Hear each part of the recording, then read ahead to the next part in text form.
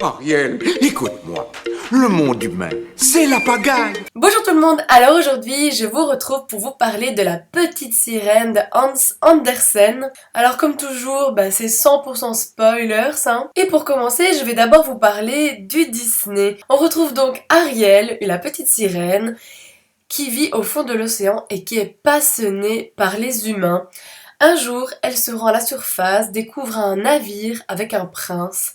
Et arrive une terrible tempête où elle le sauve de la noyade. À partir de ce moment-là, elle va rêver de pouvoir le retrouver et donc elle va aller voir une sorcière qui va lui donner des jambes en contrepartie de sa voix. Donc ça va être un petit peu difficile pour elle de conquérir le prince et elle aura 3 jours pour le conquérir ou sinon elle redeviendra une sirène. Et la méchante sorcière va se transformer en sublime jeune fille et conquérir le prince. Ils sont sur le point de se marier et ils sont empêchés grâce à tous les animaux de la mer qui aident Ariel à récupérer son prince et par finir par enfin l'épouser. Alors on est d'accord, la version de Disney est juste sublime, hein. Encore une fois le grand amour triomphe toujours de tout, mais c'est différent dans le conte de Andersen. On va découvrir qu'en fait les sirènes peuvent monter à la surface à partir de 15 ans. Et le nom de la petite sirène en fait vient du fait qu'elles sont 6 sœurs. Et Ariel est la petite dernière, la petite sirène, même si dans le conte on ne nomme pas son prénom. Donc là, je ne sais pas, c'est peut-être entièrement Disney qui a choisi son prénom. Le moment où Ariel se rend chez la sorcière est exactement la même chose, mais elle lui demande sa voix, en fait parce que sa voix est la plus belle chose qu'elle possède. Voilà, la sorcière se fait entre guillemets payer avec les plus belles choses des personnes, et elle lui donne une élixir à prendre une fois à la surface pour qu'elle ait des jambes. Ça va la faire énormément souffrir, mais elle restera humaine si le prince l'aime de tout son cœur et qu'il se marie. Dans le cas contraire, elle mourra et deviendra écume. Alors le prince, bien sûr, comme dans le Disney, la recueille dans son château et ne tombe pas amoureuse d'elle.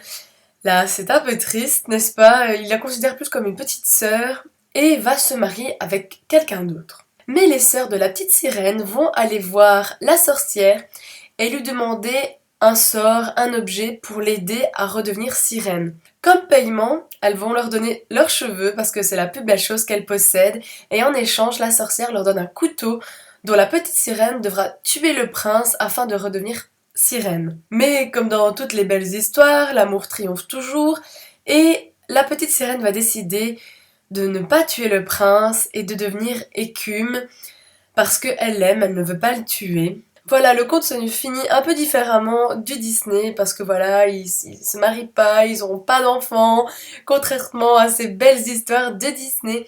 Mais en fin de compte, grâce à son acte d'amour, elle aura une âme immortelle. Donc moi je trouve que le conte se finit quand même super bien. Ce que j'ai bien aimé, c'est qu'on apprend un petit peu plus sur la mythologie de la sirène.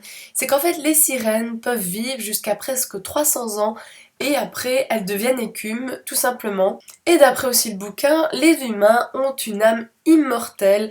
Alors c'est aussi un peu le but de la petite sirène, de devenir humaine pour avoir une âme immortelle afin que son âme aille dans les étoiles une fois qu'elle sera morte. Alors un petit passage qui m'a un petit peu fait sourire, c'est au moment où la sorcière confectionne cet élixir afin qu'elle ait des jambes.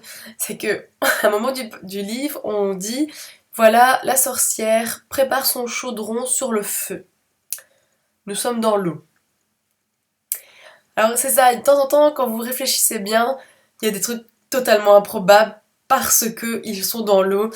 Et c'est vrai que comme c'est destiné à des enfants, vous faites pas gaffe, mais voilà, quand on a un petit recul et qu'on réfléchit un petit peu, on se dit ah tiens, là, ça marche pas. Alors moi je me suis toujours demandé pourquoi Ariel avait des cheveux rouges. Je ne sais pas pour vous, mais moi quand je vois une sirène que je dois colorier, y a rien à faire, je lui mets des cheveux rouges. Et au début du bouquin, on cite souvent la couleur rouge, où la petite sirène vit, il y a énormément de rouge, et une fois qu'elle a 15 ans, les couleurs changent. Je ne sais pas si c'est par rapport à ça, en tout cas, moi c'est ce que j'en ai déduit. Alors dans le conte, à un moment, on voit que la petite sirène possède une petite statuette et qui lui fait étrangement penser au prince. Ça m'a fait penser exactement comme Disney quand on voit cette énorme statue de Eric où elle fantasme. J'ai trouvé que c'était la même chose sauf que voilà, les dimensions sont pas gardées. Alors je suis très contente que dans le Disney, quand la sorcière prend la voix de Ariel. Je veux dire, elle lui ressort comme une boule de soleil, une boule d'énergie et qu'elle l'enferme dans un coquillage. Parce que dans le conte, elle le coupe la langue. Donc c'est un peu trash. J'avoue que les contes à chaque fois, je trouve qu'il y a toujours un petit côté comme ça. Enfin moi ça me fait rire parce que c'est vrai que quand on pense que c'est destiné à des enfants, là c'est un petit peu macabre sur les bords. Hein. Alors sinon j'ai essayé de chercher des réécritures de contes de la petite sirène, mais je n'en ai pas trouvé. Donc si vous en connaissez, je suis preneuse. En attendant, je peux juste vous montrer des bouquins qui parlent de sirènes. Alors j'ai Attirance, le baiser des sirènes de Anne Greenwood Brown, que je n'ai pas encore lu, mais que la couverture est vraiment sublime, hein, qu'elle brille. Et Aquatilla, le secret de Thelma de Bérengère Tossello. Bah là, je l'ai déjà lu, je vous invite à aller voir ma vidéo dessus. Bon, je n'ai pas du tout aimé, hein. Moi, un remake de La Petite Sirène et de koh ça marche pas chez moi, c'est dommage, j'avais mis tous mes espoirs dedans. Voilà, je vous conseille pas forcément. Juste pour la petite anecdote, en fait, quand j'ai commencé le conte, au début, je me suis dit bizarre, ce passage, je l'ai déjà vu quelque part. Et en fait, pour ceux qui savent sûrement, La Petite Sirène de Disney a aussi été adaptée en série, des épisodes comme Aladdin, c'était fait la même chose.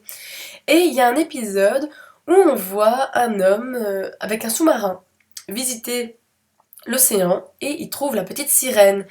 Et à la fin du dessin animé, on se rend compte qu'en fait c'est l'auteur de la petite sirène, Hans Andersen, et on le voit raconter le début de la petite sirène à des enfants à Copenhague. Voilà, c'est tout pour la vidéo, j'espère que ça vous a plu.